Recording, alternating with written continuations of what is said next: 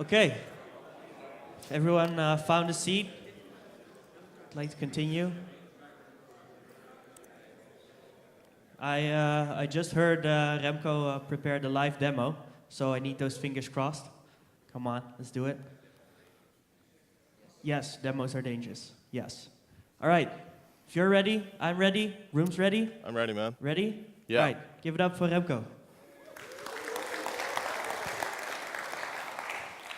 So, good morning, everyone. I'm actually pleased to see there's a lot of people here. That means you're into Prometheus and monitoring and the cloud and everything, which is good because it's the future. It's our future, actually. We're going to be moving a lot of stuff to the cloud.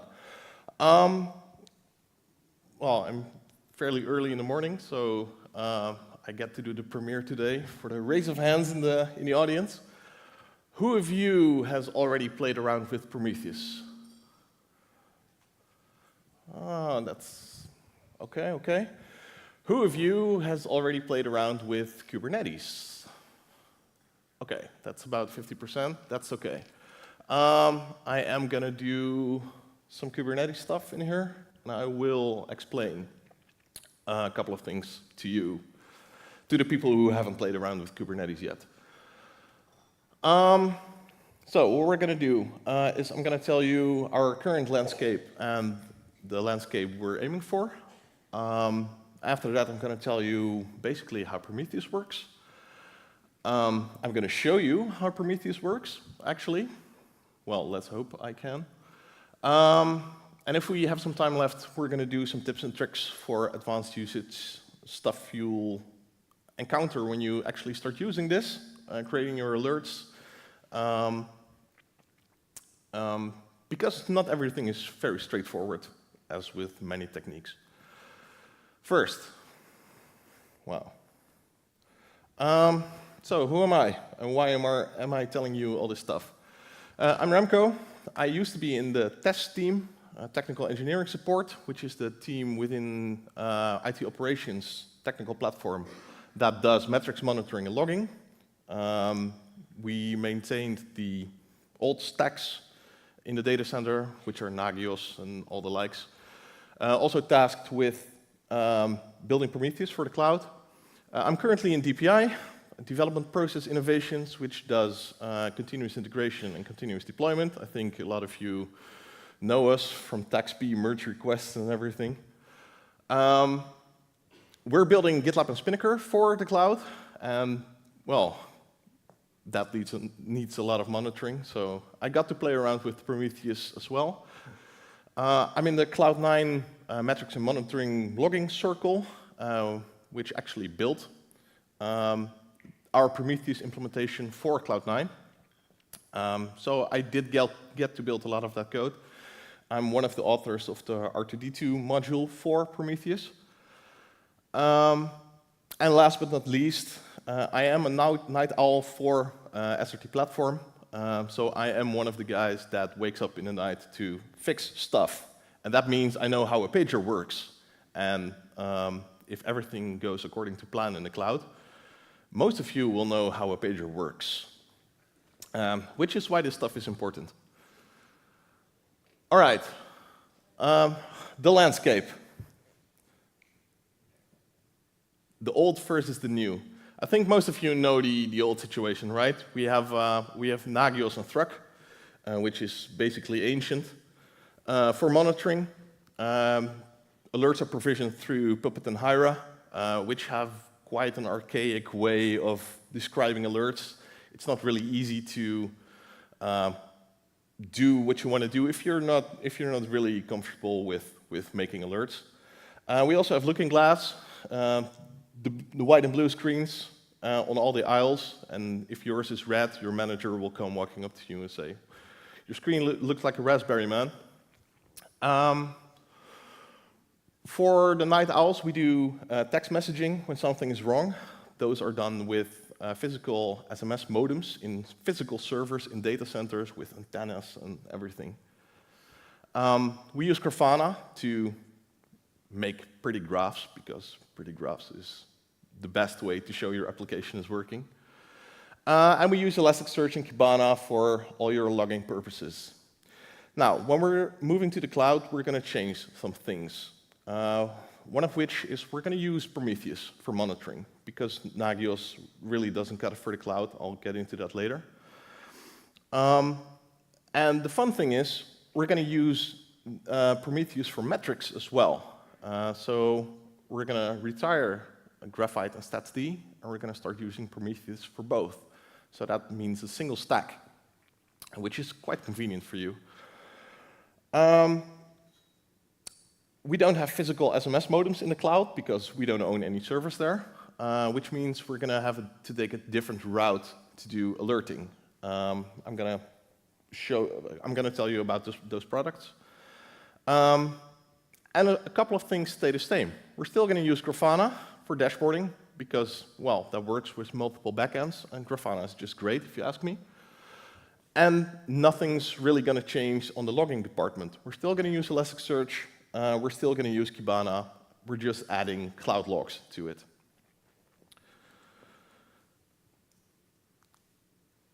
Right.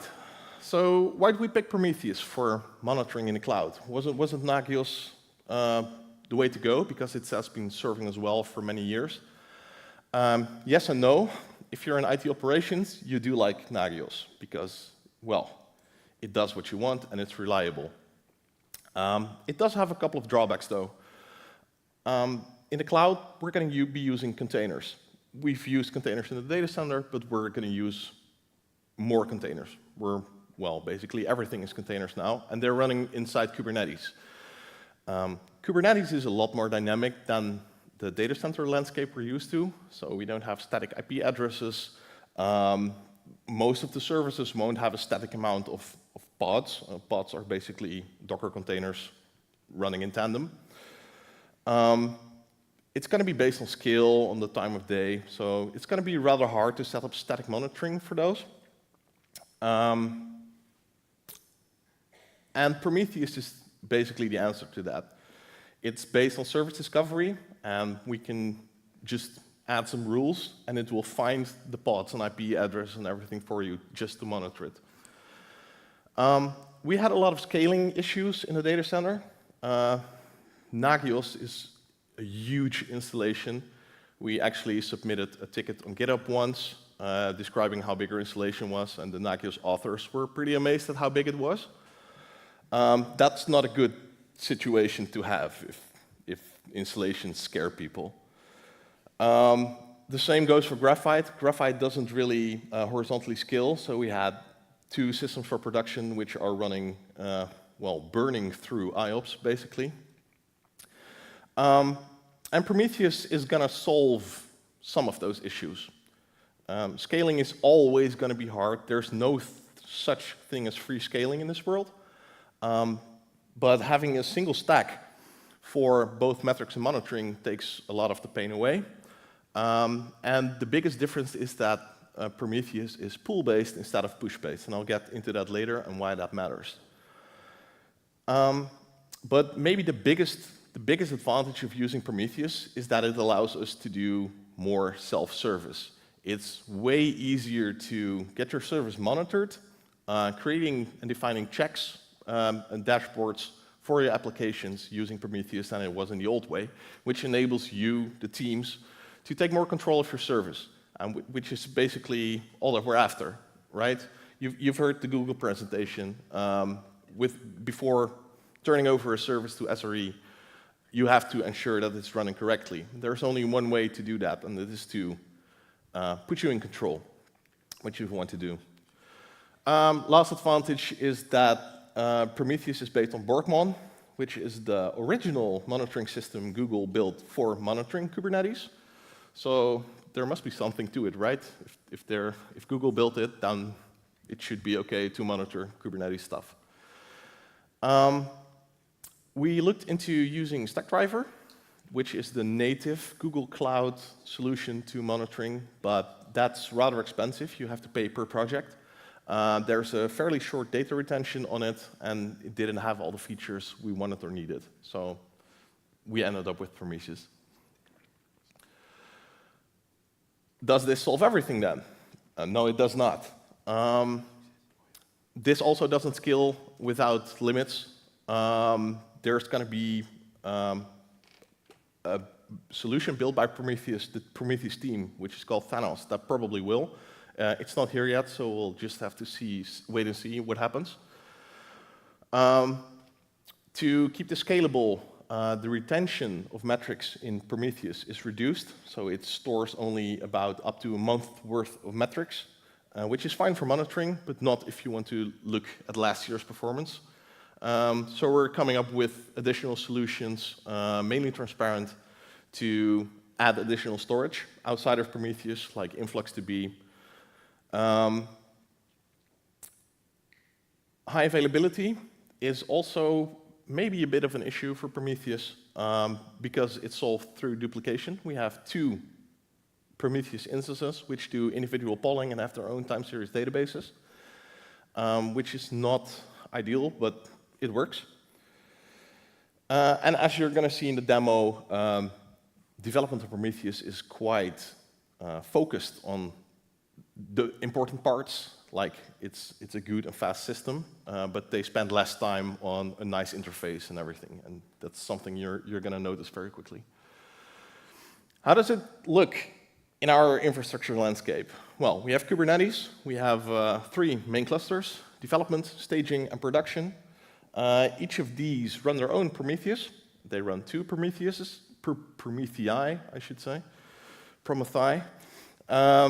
As I said, for high availability, these have 3 alert managers, because that's the minimum required for a quorum. We use something called Prometheus Operator to keep things easy for us. I'm going to explain more about that later. We have a lot of input sources, which are the orange things. We're going to have something in place to do long-term storage of metrics. And we have Iris and OnCall, which provide actual text alerts for you and forwards them to your team, does escalation and everything. And we use Grafana, which is still running in our data center. So it's one big mix of everything.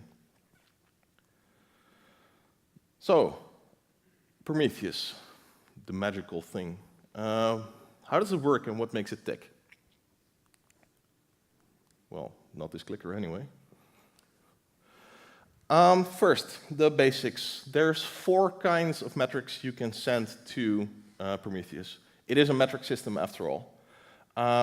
We have counters, which are ever increasing, and if your service stops, it's reset to 0, and it starts increasing again. There's no negative values or deductions in counters. They just increase. If you want to do something useful, like seeing how many requests you have in a certain amount of time on a counter, you'll do a rate, which slices it into boxes. You have a gauge. A gauge is just a meter that can go up and up or down again. We have histograms, which are, well, observations, like request durations. They're recorded in buckets. So if the duration is between 0 and 1 second, it's in this bucket, and slower ones are in other buckets. And there's an elaborated type of histogram, which is a summary, which has the added advantage of quantiles. And quantiles are things like the mean of the median or an N95th percentiles and everything. You're mainly going to be using counters and gauges probably, especially in the beginning. You'll have specialized needs if you use histograms or summaries. This is not really different from StatsD or Graphite you're used to probably. This is where Prometheus is different. For StatsD, you would be pushing your metrics through UDP to a StatsD endpoint. For Nagios, the monitoring checks, you would fire a check for each thing you want to measure. Prometheus does none of that. Prometheus is just scraping, which is just accessing an HTTP endpoint, which contains all your metrics. I have an example metrics page on the bottom. I'll show you a real one later, which is just a plain text HTTP page, which contains a lot of text and all the metrics you have. And this makes it really fast, because per service, you would only need to do one poll every 30 seconds instead of firing a lot of checks from workers and everything. This does make it your responsibility to provide such an HTTP endpoint, and it should be available, fast, and reliable. If it's not, your monitoring will be flapping. You can account for that, obviously. You don't have to build these yourself. You can get help. Axel, for example, makes use of the Micrometer project, and you basically get metrics for free. You don't really have to do a lot for it. Actually, I'm not a Java developer. I built an Axel service last night in like 20 minutes that does Prometheus, which I'm going to show you later. Querying metrics is different than you're used to in Graphite. We use a query language which is called PromQL, which looks a bit like SQL, but different because it's a metrics query language. You will have to learn that language if you start using this system, but it's not really hard. There are some difficult details, but you'll get into it. But you only need to learn a single language for both creating graphs and creating alerts, because it's just the same thing. Well, there's a lot of stuff supported. The most important thing I want to mention here are the difference between instant factors and range factors. We also have the notation of a query right here. I want to have the total of HTTP requests for all the environment matching, staging, test, or development, where the method is not get. And you'll get them all. But we also have range factors, and this is in a period of 5 minutes. This is the first thing you run into when you start making queries. So you have this HTTP endpoint, and you want to get it into Prometheus, right? Because you want to get it monitored. We're using a concept called a service monitor for that. We didn't come up with that ourselves. It's part of Prometheus Operator, the tool developed by CoreOS, which is now Red Hat, I believe, that helps us deploy Prometheus. And it acts on Kubernetes services. I'm going to show you a Kubernetes service later. Every pod you spin up in Kubernetes needs to have a service to expose it to the outside world, which is basically a YAML file, which defines which pods are in your service and how it's exposed. So we'll have a port named HTTPS, which is on TCP port 9100 and targets the same port on the pods. If you write a service monitor for that, you're going to do selector, which is Kubernetes' way of looking for stuff. So I want to have a service that matches the labels K8S app node exporter, which is in this service. I'm going to show you in Prometheus how this actually works, but you'll just have to match the service to a service monitor. After that, everything is just magic.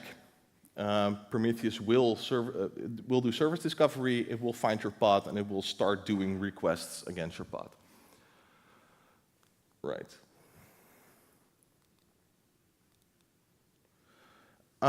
Well, as I said before, we're still going to use Grafana for dashboarding because it's great. There's an added advantage of the Prometheus query editor in Grafana, which is better than the Graphite one. You'll get a lot of context-sensitive help in there, which makes it really easy to create stuff you're doing.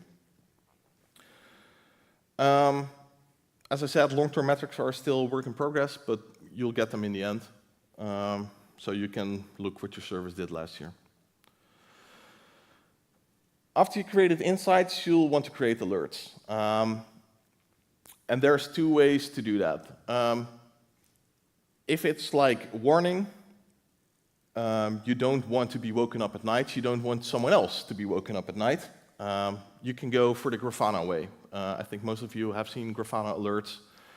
You just create a graph, create an upper or lower bound, send it to HipChat, whatever. That's not the reliable way to go, but it's the easy way to go. If you want a real alert, if you're serious about your alerts, you want to do text messages, and we only do those for criticals. So there will be escalation, there will be people woken up for them at night, and that's through the Iris on-call way. I'm sure the test team can tell you all about that solution as well in one of their presentations. And basically what you have to do is create a YAML file, which is on the next page, I guess. Yeah, which contains a query and an indication of how long it should be firing, and it will send you a text alert. So, if you create alerts, they should be actionable. Somebody has to do something. If no action is required, don't send an alert. Please don't. They should be simple, if at all possible. Some alerts are hard. I mean, not everything that breaks is easy to fix.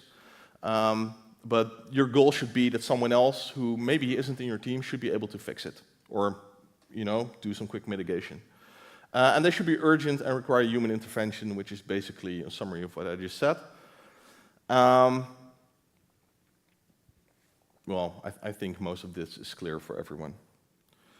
What if your service doesn't provide all the metrics you require? There's a lot of extra stuff we can do. There's exporters in Prometheus, which can monitor your entire environment. As you see, this is an entire list of everything that's available. I'm not going to go through them. I'm going to mention two. The stack driver exporter, which does stack driver metrics from Google Cloud. It can copy them to Prometheus, so you have a single interface to do your alerting. And the Blackbox Exporter, which allows you to monitor a system you don't know anything about. I'm going to show you that in a second. All right. Last item on the list is things that cannot provide an HTTP endpoint, things that are running for a short amount of time, like cron jobs, Hadoop jobs, bash scripts, GitLab CI builds, for example. You can push metrics to Prometheus. You do that through the push gateway. There's an HTTP call down here. Just a curl. You send it to an URL, and it gets indexed into the push gateway as a metric. You have to be careful about this because it contains state, but it's not redundant. So if it goes down, it gets rescheduled, the metrics are reset. If it never gets reset, the set of metrics grows rather large and it gets slow. So avoid this if you can, but there are situations you need this. Right, I'm going to do a quick demo then. Oh,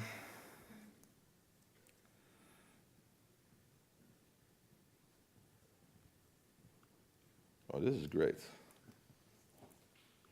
Where did all my windows go? Oh, it's over there.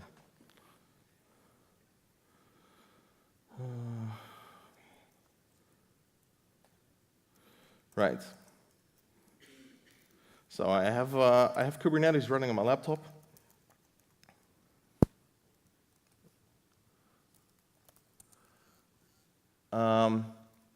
This is just Docker, which has Kubernetes on Macs nowadays, if you run the Edge version. I did a simple Prometheus operator deployment. I have a couple of pods.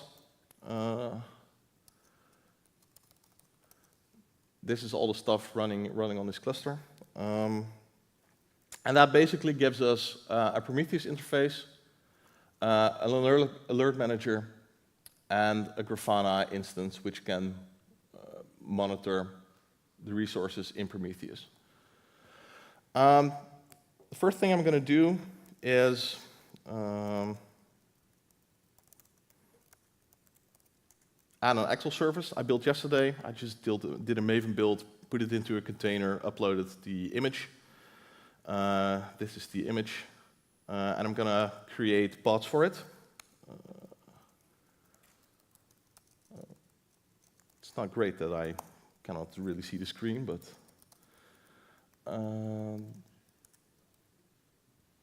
so I load this YAML file in Kubernetes, which tells it to do a deployment. I have a pod now.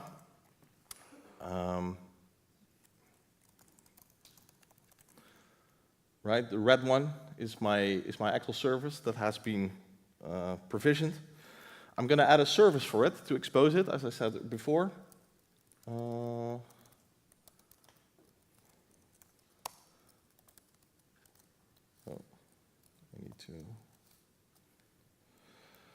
So now it's exposed as a service, and I can actually visit my service now. So there it is. This service also has Prometheus metrics. No, it doesn't.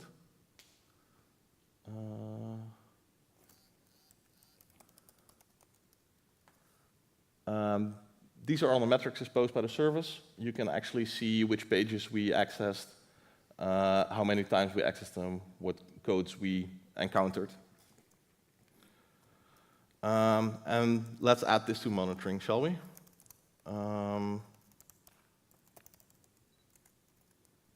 So this is the definition, which matches my service.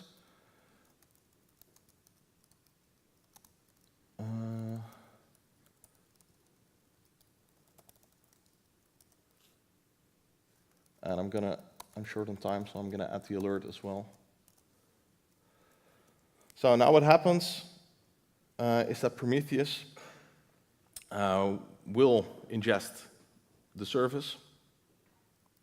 It's not here yet. There's no Excel stuff here yet. Once the configuration file is loaded, it has to be detected by the operator. It will be added. Prometheus will do service discovery. And it will add the service as a target. These are the targets that Prometheus scrapes. The periods you define. And of course, it's slow when you need it to be fast.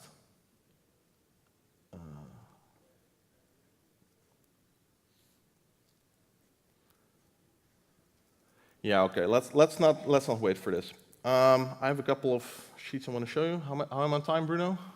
2 minutes? Okay. In that case, let's just move on. Oh, this is great.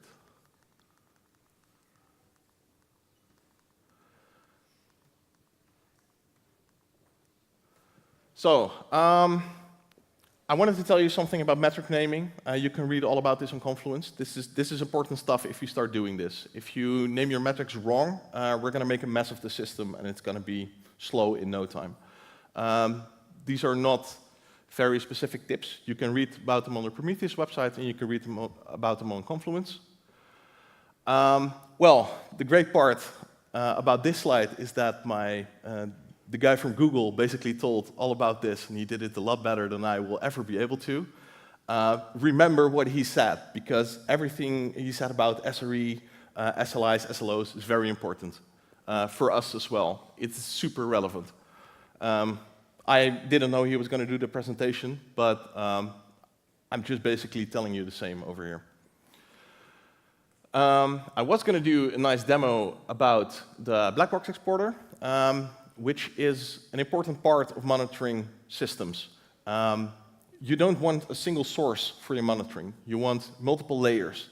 The Blackbox Exporter is able to do just HTTP requests to your endpoint, which usually goes through an ingress. And we have metrics for all of those. So you can measure the black box, you can measure the ingress, and you can measure your app, which means you have 3 independent sources that can tell you what's going on with the application. So if there's a networking issue, you will know about it from multiple sources or just one of these sources. You can look in Confluence for examples of this, and we have this in production.